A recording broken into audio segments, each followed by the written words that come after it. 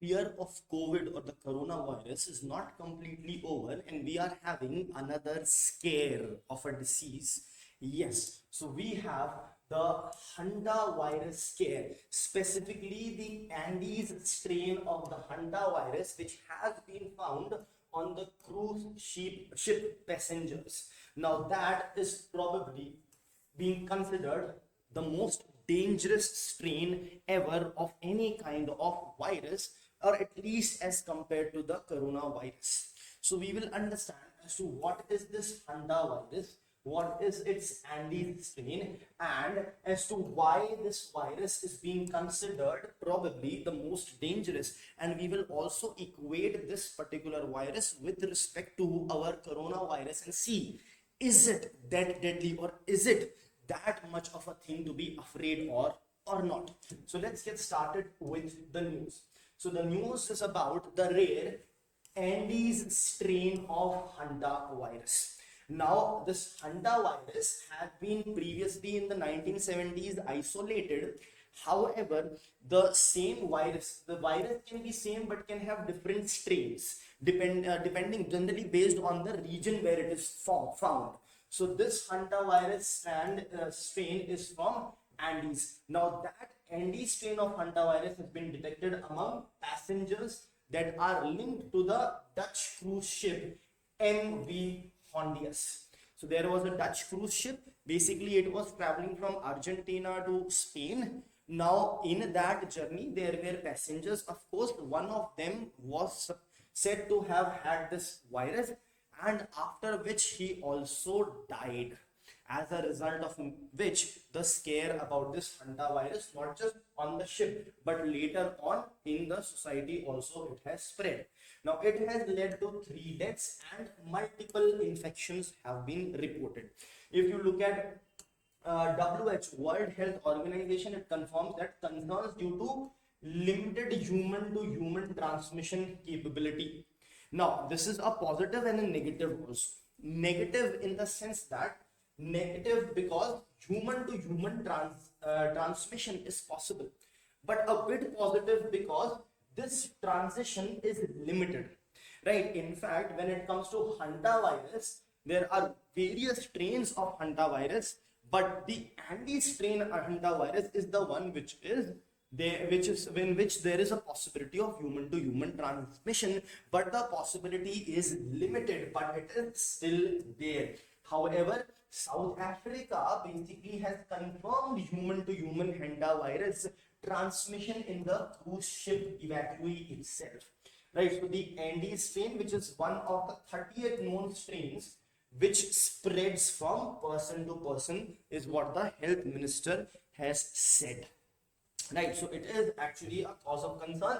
That much has been established. Now let us look at the key developments of this incident. So the outbreak has been reported aboard MV Hondius. Right now, WHO has identified the rare Andes hantavirus strain. This is the particular strain.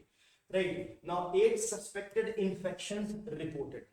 3 laboratory confirmed cases are there. So this has been reported, 3 have been confirmed. If you look at the international concern, why is this an international concern? Because of human to human transmission possibility, and the thing that will scare the most, high fatality rate, that is fatality rate of 40%. Now, what has WHO said? It has said that it is not the next COVID. So that is a good sign. But that is because it is not going to spread that fast. But is it deadly? Yes, it is probably more. Right? So the global risk remains low because the human to human transmission as such is limited.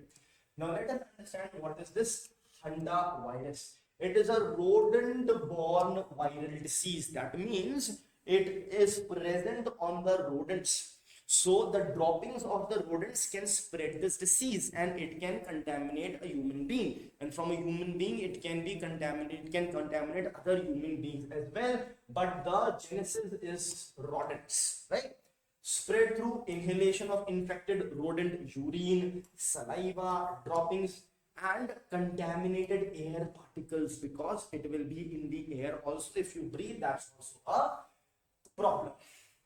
Now, the most hantavirus things, they do not spread human to human, right? Humans are usually dead end host. Dead end host means once they come to the human, they will not survive, they will die. That is why human to human transmission does not happen as such in most of the hantavirus, but in some they happen, and in the Andes one it does.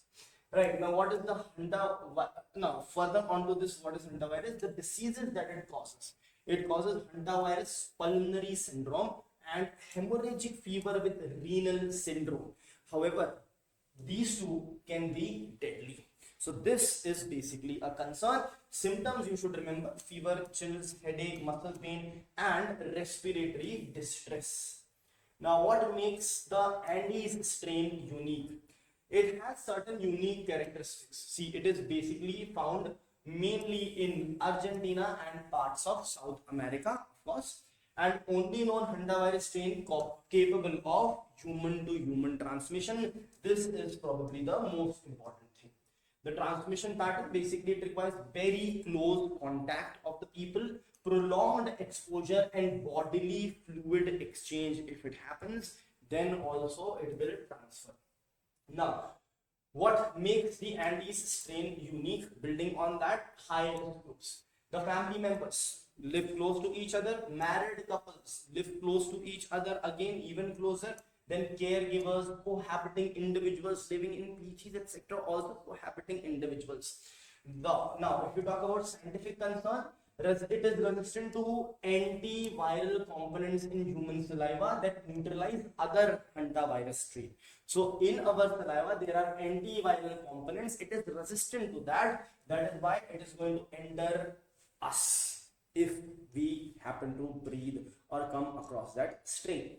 Now, why ND strain is considered deadly? You can see that the fatality rate comparison. So this is the strain that is mentioned here, and it is the fatality rate. So if you look at the sin nombre strain, that is the US strain of hantavirus, 25% fatality rate, which itself is high. But if you look at the Andes strain, then the fatality rate is 40%. That means out of 140 people would die if they get contaminated. Now, let's come up to a concept of climate change and emergency diseases. Now, what is this concept? See, what is happening is basically our climate is changing. Now, because of the climate change, we are getting extremities of weather. One extremity of weather is the rising temperature, which alters the ecosystem. Right, the increased rodent population. Why? Due to seed producing tropical vegetation, due to better climatic conditions. That's when you see the rodents more. So what is the consequence of this? Expansion of the zoonotic diseases. What are zoonotic diseases? The diseases that can be spread from animals to humans. That is zoonotic diseases. Greater human-animal interaction will also lead to this. Now, the main question is this the new COVID? So let us compare it with COVID. So if you look at it, the factors, then COVID and then Andes hantavirus. COVID or coronavirus had the airborne spread, which was very high. Airborne spread in Andes hantavirus is limited. The transmission is in COVID very high. Again, over here is low. The pandemic potential of coronavirus is again very high, but again in Andes hantavirus is low because of its limited transmission. Airborne spread is also very limited. That is why the pandemic potential is limited. However, what is the concern? The concern here is the fatality rate. This is important. Fatality rate for COVID-19 is low. In fact, you can say it is probably very low. However, for the hantavirus, it is high, or you can say in fact very high, because what is it? 40%. That means 4 out of 10 or 40 out of 100 people will face fatality if they actually get contaminated by hantavirus. So it's a good news that it will not spread and become a pandemic, but we need to control whatever strain is present and control it from spreading at all, because the fatality rates are high. However, remember the WHO's claim or a stake saying that it is not the next coronavirus. Thank you.